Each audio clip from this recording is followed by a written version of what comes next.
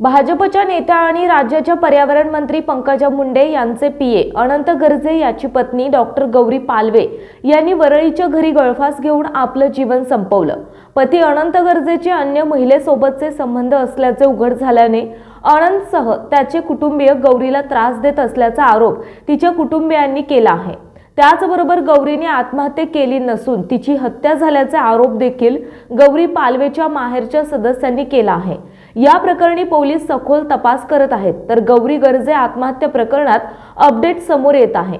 या प्रकरणी पोलिसांनी अनंत गर्जेच्या जुन्या प्रेयसीचा जबाब नोंदवला आहे। डॉक्टर गौरी पालवे गर्जे आत्महत्या प्रकरणाने राज्यभर मोठी खळबळ उडाली आहे। या प्रकरणी काल मंगळवारी 2 तारखेला कोर्टात सुनावणी पार पडली। कोर्टाने अनंत गर्जेला 14 दिवसांची न्यायालयीन कोठडी सुनावली आहे।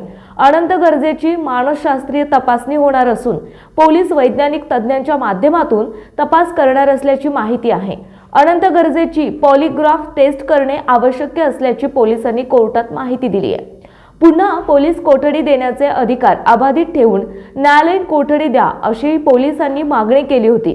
यावेळी पोलिसांनी या प्रकरणाचा तपास कुठेपर्यंत आला याची माहिती दिली। यावेळी पोलिसांनी अनंत गर्जेच्या जुन्या प्रेयसीचा जबाब घेतल्याची माहिती दिली आहे। या संबंधीचे वृत्त एका मराठी वृत्तवाहिनीने दिले आहे।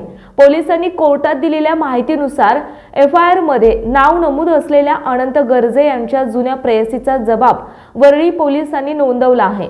2022 पासून माझा आणि अनंतचा काहीही संबंध नसल्याचे महिलेने पोलिसांना सांगितले। तसेच गौरीला घरी सापडलेल्या कागदपत्रांबद्दल आपल्याला काहीही कल्पना नाही असंही तिने म्हटलं आहे।